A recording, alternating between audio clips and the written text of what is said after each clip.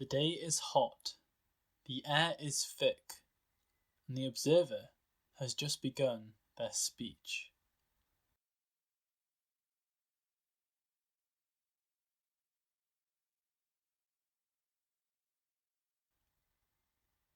It's not enough to close your eyes and see the darkness to be considered asleep. It's not enough to have your mind encapsulated with another world to be named asleep. Similarly, to practice both at the same time you may not be asleep. You may be the target of a pickpocket in a train station, or the ridiculed student meditating before an exam. Mindfulness does not equal sleep, and neither does yoga. You arrive at the same problems.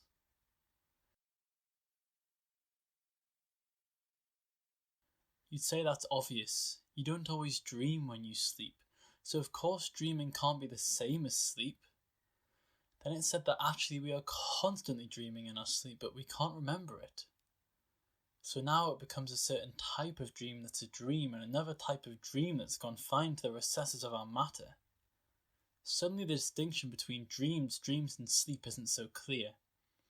It's also very confusing.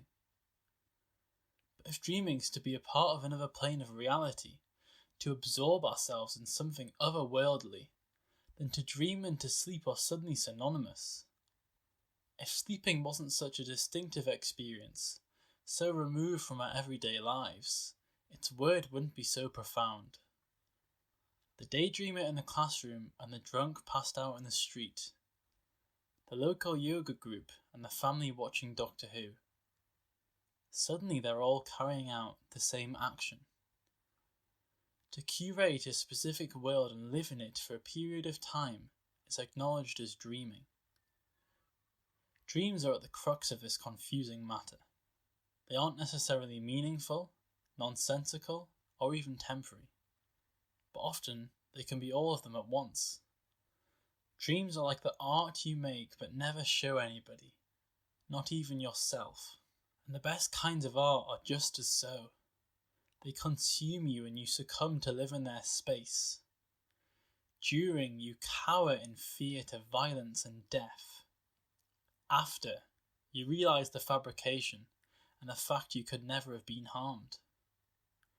There is no distinction between the nightmare in your sleep and the horror film you watched the other night. Both are experienced through the medium of the brain, noises in your head and images passing you by as if they were moving. Your whole life is just one big stop-motion picture. The observer continues, and it is told by myth that they did so completely unprepared. No notes, simply thoughts manifesting as speech.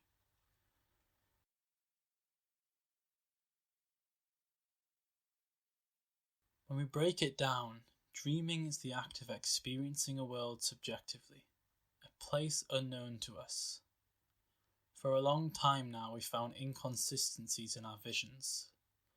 Colours and lights, the human image, all subjective to our eyes, our space, our tongue. For a long time science has tried to explain and diagnose those who don't see the world right. Except none of us do. None of us can. Our reality can never be objective. You don't have to experience art to be dreaming. You just have to experience.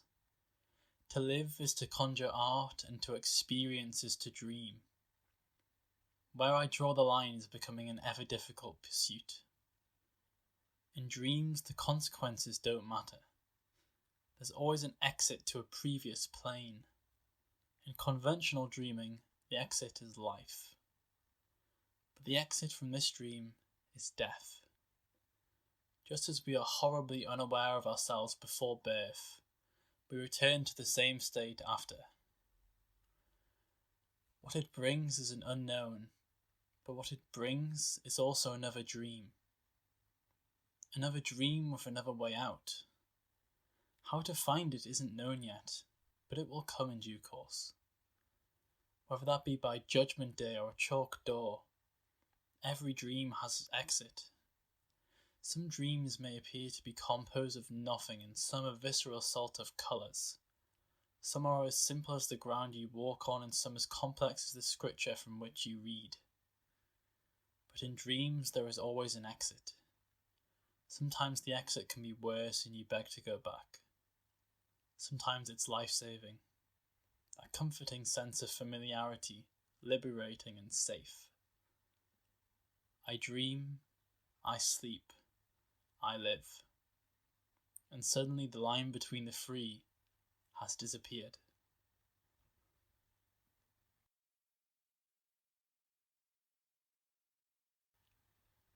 It was then the observer stopped talking.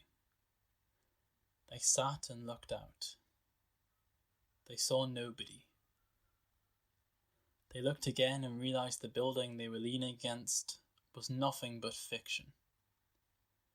They were in a desert, surrounded by nothing but sand, and covered in the type of dust that stains skin. They were naked yet felt clothed. The observer looked down and could not see their feet. They felt their eyes open but could not see. They felt themselves running but did not move. The observer was dead.